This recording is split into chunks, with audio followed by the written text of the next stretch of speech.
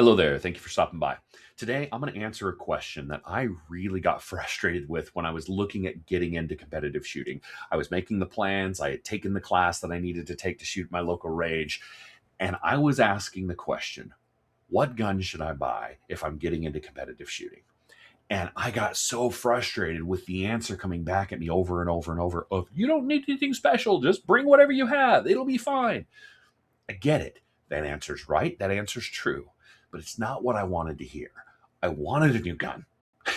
And I wanted to understand, look, I didn't want to show up with the fanciest gun out there, right? I didn't want to be that guy who looks like he's trying to buy his way into success. And I didn't want to be the guy who showed up with a gun that was considered uncool or was out of fashion. And I didn't want to show up with a nickelback gun. You know what I mean? It's fine in your own car if you're by yourself, but you don't talk about it in public. I wanted to understand limited optics and carry optics and open. I was seeing all these things, but I didn't understand how those worked and where I would fit in as a shooter and be competitive. I just didn't want to show up and get my butt kicked every single week. And I wanted a gun that would carry me in for the long haul. Today, I'm going to do my best to answer the question for you in a real and direct and detailed way. Let's get into it. Shooter, make ready.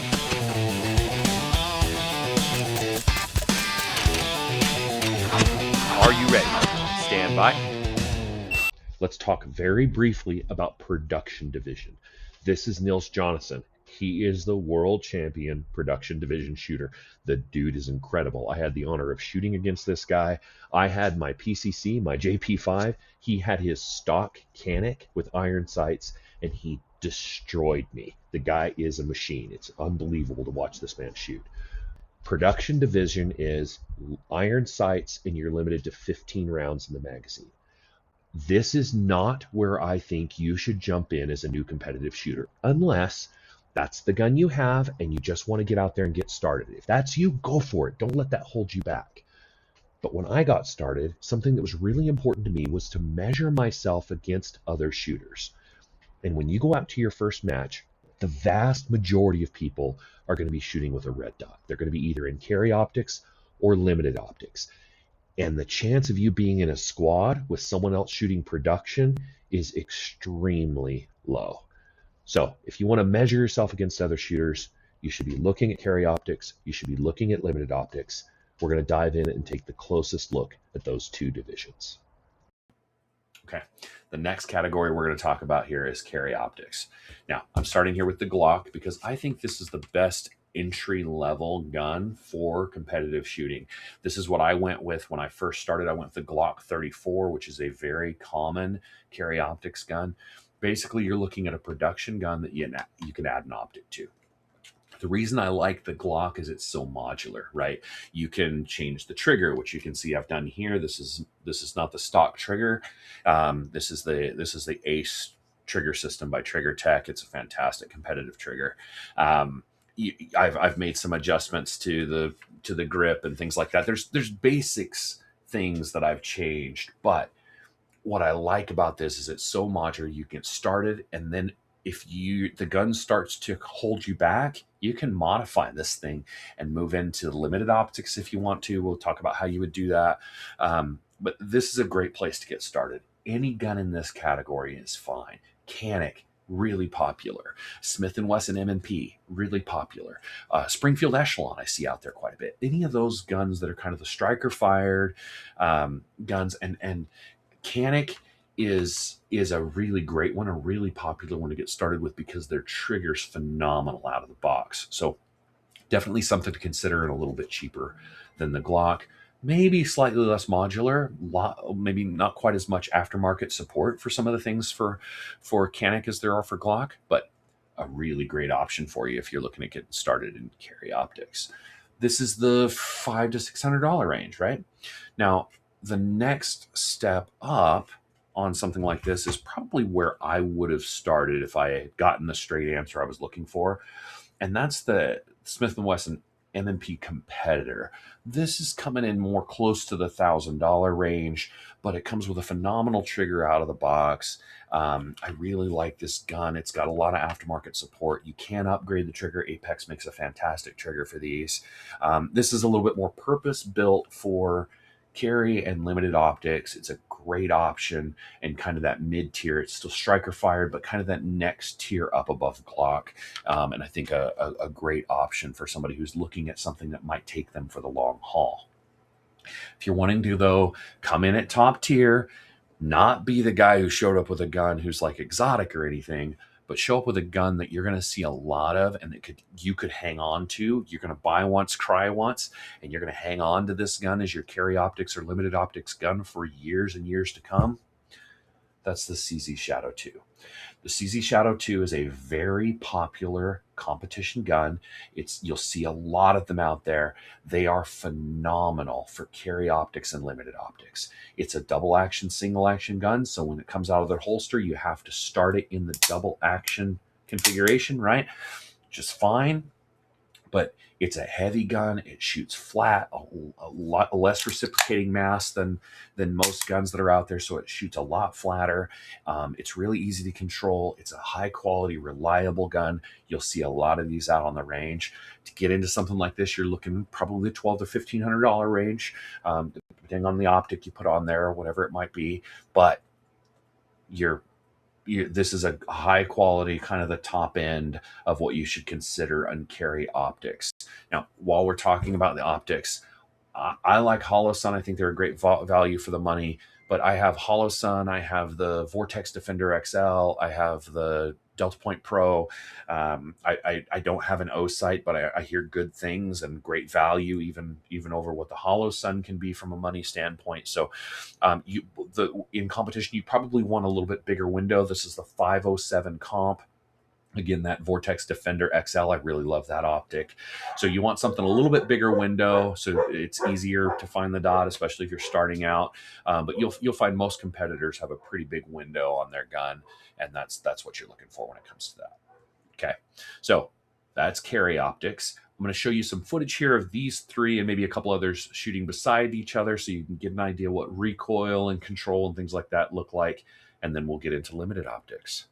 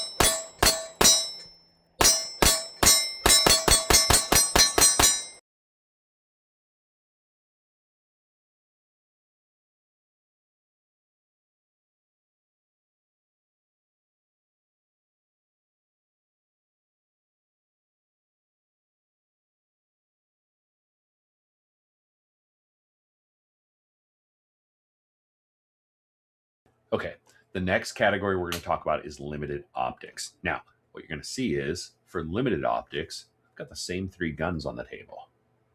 Okay, this is my Glock 47. The reason this is now a limited optics gun is I've added a magwell. That instantly makes it a limited optics gun. But I do like the way that fits my hand, and if I've gotten really good with a gun like this and I want to shoot against the limited optic guys, totally fine doing that, and I could add this magwell, which will Yeah, it could be argued whether it gives you much of an advantage or not, but on reloads, it's a little bit quicker. But you could step this gun up into limited optics, be just fine. Same thing with the M&P Competitor.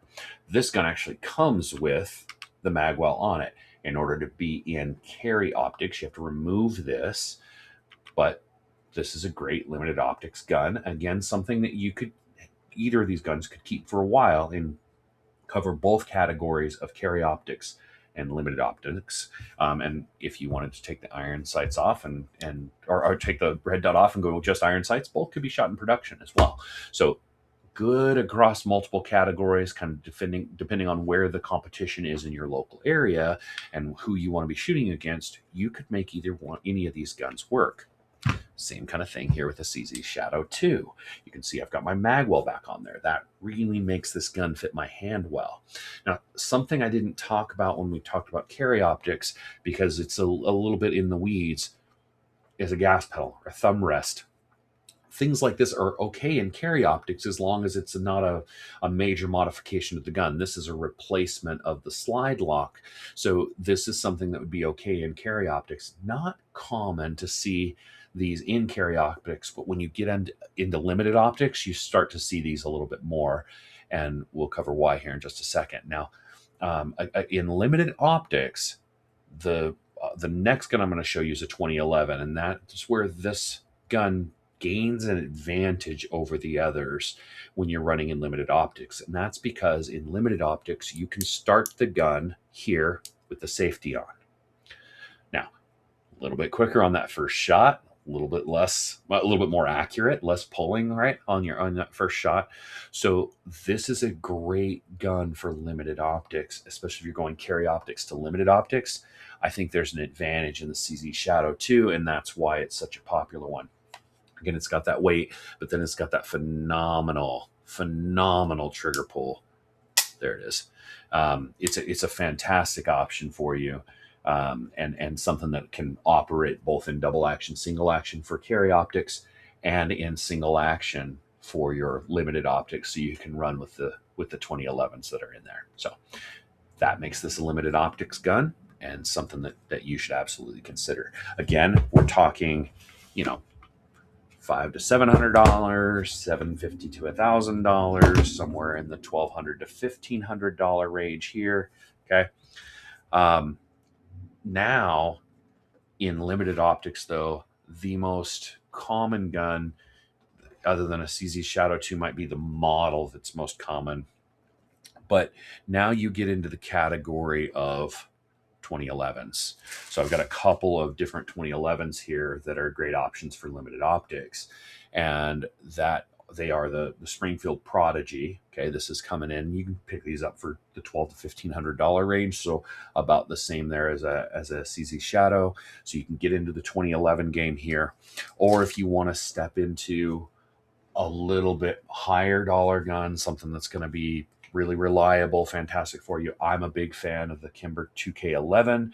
You can also look at Staccato.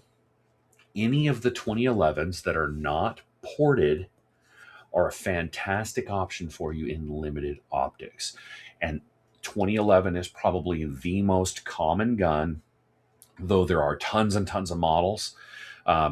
These are the most common gun out there in limited optics. The brands that you're going to see the most of in limited optics are, you'll see the Kimber. That's becoming a big thing. So this is a very respectable common gun out there. Staccatos, very, very popular. There's a lot of those out there.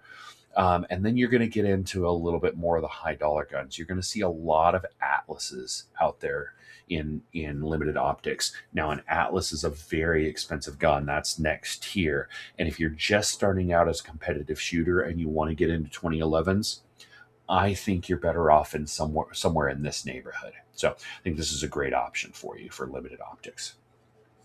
That's the limited optics category. Now, there's all kinds of things that you can consider there. There's a lot of options for you, and any of these guns would be fine. If you know you're going to get into the 2011 game, go buy a 2011 and just know you're going into limited optics. Pull up that rule set and understand what your limitations are and what you'll be doing. But you can pretty much do any 2011 in limited optics. You're going to be fine, and you're going to be very competitive from a gun standpoint, right? It's going to take you, your skill set's really going to have to grow for you to be able to tell any kind of difference between shooting a Kimber or even shooting a Prodigy and shooting that Atlas, right? There's a diminishing return on that investment. And if you're getting to a point where a Kimber 2K11 is slowing you down or causing you any kind of hindrance and you're ready to really step up and get an Atlas, go for it. Fantastic. But most of what's out there is prestige. There's no doubt that an Atlas shoots smooth. It's an incredible gun. You can't bash them. They're a phenomenally made gun, pretty reliable. But they're a lot of money and not where I would invest my money if I was starting out as a competitive shooter. I would also, I would say this was my first 2011. This is one of the first models of the Prodigy, and it has not been as reliable as other 2011s have been for me.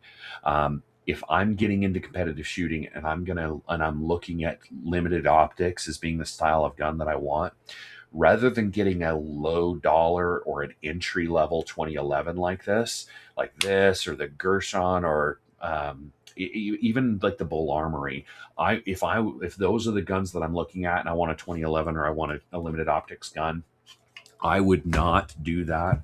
I would go with the CZ Shadow 2. This is a really good entry level gun that, like I said, you guys have won national championships with this. This is a phenomenal gun, and something you could keep for the long haul. And from a price point standpoint, quality, build, reliability, I think this outperforms most budget 2011s or entry level 2011s. I think this is a better buy for the money. This is the way I would go. If you're looking at spending a little more money and you're going to get in over the $2,000 and go up a little bit range, then you're looking at the Kimber would be my next recommendation. There's a lot in that category, so I'm just picking one that use this as an avatar for whatever it is you're considering, but this is a decent one. And then you're looking into staccatos and up. And those are phenomenal things to consider. But if you're unsure and you just want to get a really good high quality gun, I think this would be my pick if I'm looking at limited optics, and this is what I was going to really jump into. So there you go. Now I'm going to show you footage of each of these shooting. Let's give you an idea kind of what you're looking at there, and we'll move forward on into the next category, which is going to be open.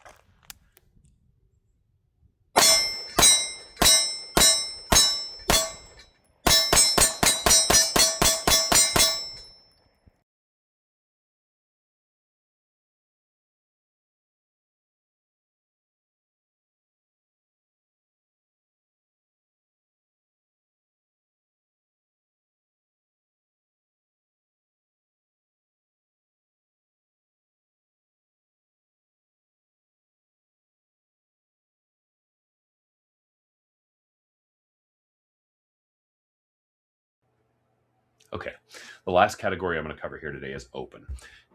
The reality is, as a new competitive shooter, you probably don't want to jump into this category.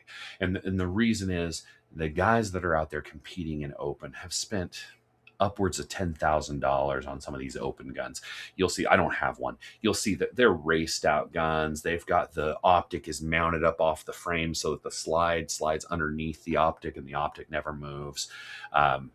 When you get into open now, you're dealing, especially in USPSA, you're dealing with minor and major, which is just stuff we don't need to get into the weeds that far for this video. It's probably not the category for you, but I'm going to show you some guns that I have that are open guns that would not be good for me to jump into that category. Now, in a local match, if you're just getting out and you're a D class or an unclassified shooter and you're just getting out there, you'll be fine. And if you've got one of these guns, you would be fine to show up and shoot with that. But over longevity, what's going to happen is you're going to start competing with guys who have raced out their guns, and the guns I'm about to show you just would be outclassed in that category. So the first one I'll show you here is, I'm showing you this because this would be a really dumb open gun. This is a Springfield Echelon. Now, what I've done is I put a comp on this Springfield Echelon. Now, this gun shoots like a dream. This is a phenomenal range toy. I really like this gun. The gun fits my hand well. I like to shoot this gun, and I can pull the comp off here and run this as a production or a carry optics, or any of those would be fine. And I do really like this gun, and it does come with a superior trigger to the Glock. In my opinion, I really like the trigger on the Springfield Echelon. But by putting this comp on there, I've made this, if I'm going to shoot it competitively, this is now an open gun. That would be a massive disadvantage. So don't do that, okay? Avoid getting a comp on a gun for your competition gun. The advantage that you gain in shooting flatter gives you a bigger disadvantage over the guns that are purpose-built for that. Another gun that is kind of built that way, that I love this gun, this is the M&P Series V HD, and they named this thing with like 47 different phrases. This is the Smith & Wesson gun that was sort of purpose built for competition, is the way they presented it, and it is a gorgeous gun. It's absolutely beautiful. Comes with this comp on it. So as this gun sits right here, this is an open gun if I'm taking it into competition. Now, I really like the gun. This is a phenomenal firearm. The comp comes off. So if I wanted to run this in limited optics or even carry optics, in carry optics, I would remove the mag well. I'd remove this, just put a thread protector on the end of the barrel, and I would be fine to run this in carry or limited optics. And this would be a fantastic gun. And I've shot it in both of those categories. This is a great option. But again, running it with that comp on there, not wise. So USPSA, this makes that an open gun. Now, the next one is one that I bought this as my competition gun. Now, there's a reason. Now, this gun has a comp on it. This is the Sig P211. It is a comped gun. And I really wanted this gun. This gun competes with and is going after the Staccato, the Staccato XC. I almost said HD and I knew it was wrong. This is going after the Staccato XC. This is a comped firearm. It is phenomenal. It is such a good gun to shoot. I love this thing. Those of you that have been watching my channel for a while, I did have a malfunction with this gun where the plastic guide rod plug in here broke. They sent me new ones, and it's still plastic, but there's metal ones coming. What attracted me to this gun, though, is I like to shoot a comped gun, and I wanted something that I could shoot in some of the competitions I run, in two-gun competitions. It doesn't matter if you have a comp or not, so I use this a lot for two-gun competition and things like that. I'm also shooting it in open right now in some local matches where I'm not shooting against guys with major open guns. So I'm enjoying shooting this gun. But the reason it stood out to me is Sig has said they're making a solid block here to replace this so that it would delete the comp and I can run this as my limited optics gun. And that's the reason I bought this firearm, is so that it can be my limited optics gun for USPSA matches, and then I can put the comp on there for range day, or when when I'm running two gun, I can have the comp and not have to worry about it. So I got a little bit of flexibility out of this gun. But that's open and probably not where you want to get started if you're jumping in as a competitive shooter. For fun, I'll throw some footage at you so you can see what these guns shoot like compared to the limited optics guns. These comps do make the gun run flatter, and it is a pleasure to shoot these. But there you go. That's open. Let's look at the guns.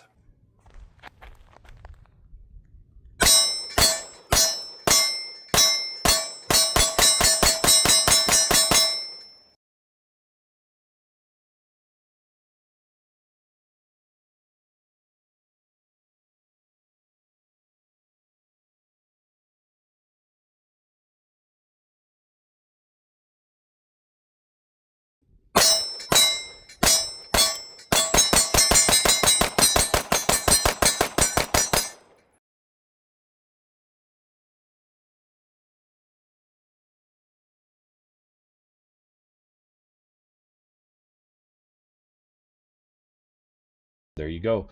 That's breaking down the categories. I'm showing you, these are my open guns. These are not great open guns. You can see they shoot really flat, but that's not the division you should jump into. Go out there, get a red dot, jump into carry optics or limited optics. I hope this was informative. I hope you learned something. What gun are you going to pick? What do you currently use in carry optics or limited optics? And what would you recommend to other shooters? Put it in the comments below, and we'll see you guys out on the range.